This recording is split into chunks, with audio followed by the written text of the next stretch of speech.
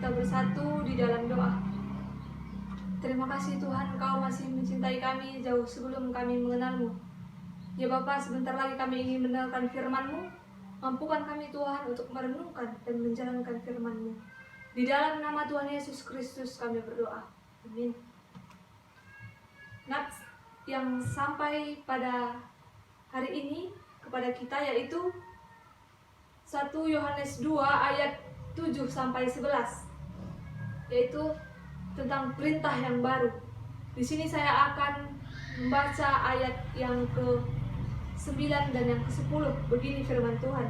Barang siapa berkata bahwa ia berada di dalam terang, tetapi ia membenci saudaranya, ia berada di dalam kegelapan sampai sekarang.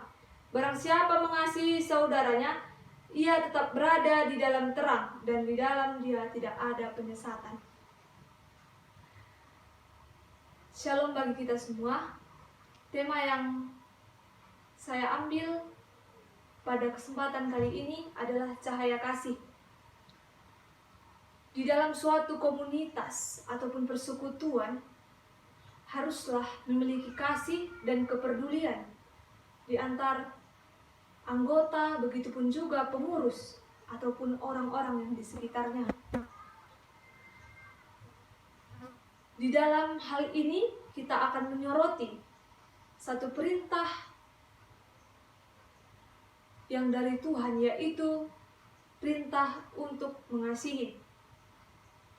Pada ayat yang ke-7 dan yang ke-8 dikatakan bahwa perintah baru itu bukan adalah hal yang baru, tetapi perintah yang ada dan pada saat yang sama, yaitu perintah baru untuk saling mengasihi. Pada ayat ini memang tidak jelas terlihat ataupun secara eksplisit tidak ada maksud apa dari perintah baru itu.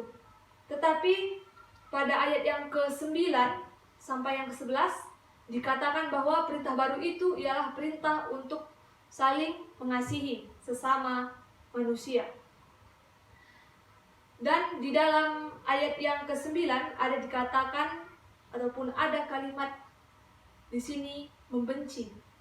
Ketika kita membenci saudara kita dan tidak mempraktikkan kasih itu atau tidak menyalurkan kasih yang ada pada kita kepada orang lain, itu kita bukanlah sebagai Kristen yang sejati lagi. Karena itu, marilah kita berusaha untuk saling mengasihi saudara ataupun sesama kita manusia. Dan di dalam ayat yang ke-10 dikatakan bahwa kalau orang Kristen hidup di dalam kasih, itu tidak akan menjadi batu sandungan ataupun orang lain tidak dapat tersandung karena perbuatan kita. Tetapi ketika kita hidup di dalam kasih, kita akan menjadi berkat untuk orang-orang di sekitar kita. Dan di ayat yang terakhir, yaitu ayat yang ke-11, dikatakan bahwa ketika seseorang yang sudah tidak berada di dalam kasih atau tidak memiliki kasih dalam dirinya, dia akan hidup di dalam kegelapan. Jika kita hidup di dalam kegelapan, kita akan sulit untuk berjalan karena kita tidak dapat melihat di sekitar kita. Tetapi jika kita mengikuti ataupun menjalankan perintah Tuhan untuk saling mengasihi, dan kita tanamkan di dalam hati kita untuk saling mengasihi, maka kita akan lebih dekat kepada Tuhan dan sesama kita, dan kita dapat berjalan di dalam terang kasih Tuhan.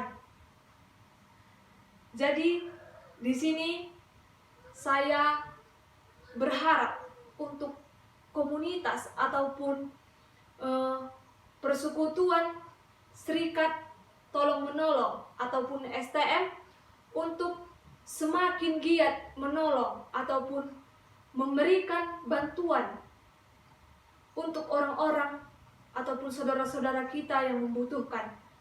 Karena di dalam ayat yang ke-11 ini menyatakan bahwa ketika seseorang tidak hidup di dalam kasih, itu akan merugikan dirinya sendiri, karena dia tidak akan memiliki orang yang dekat kepada dia, dan Allah pun tidak dekat dengan dirinya. Maka dari itu, marilah persekutuan serikat tolong menolong ini agar semakin giat, semakin saling mengasihi, begitu juga memperhatikan orang-orang yang di sekitar kita yang membutuhkan, agar mereka dapat merasakan lewat perbuatan kita, lewat praktik kita, ataupun dengan kasih kita, lewat kasih kita dapat mencerminkan apa maksud Tuhan dan tujuan Tuhan di tengah dunia ini. Dan kita dapat mentransferkan kasih kita, sehingga kita akan dianggap berkat bagi orang-orang di sekeliling kita. Kita berdoa.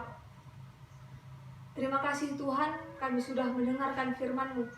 Kiranya firman-Mu dapat kami pakai dalam kehidupan sehari-hari kami.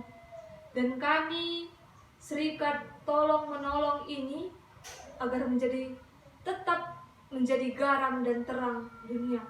Di dalam nama Tuhan Yesus Kristus kami berdoa. Amin.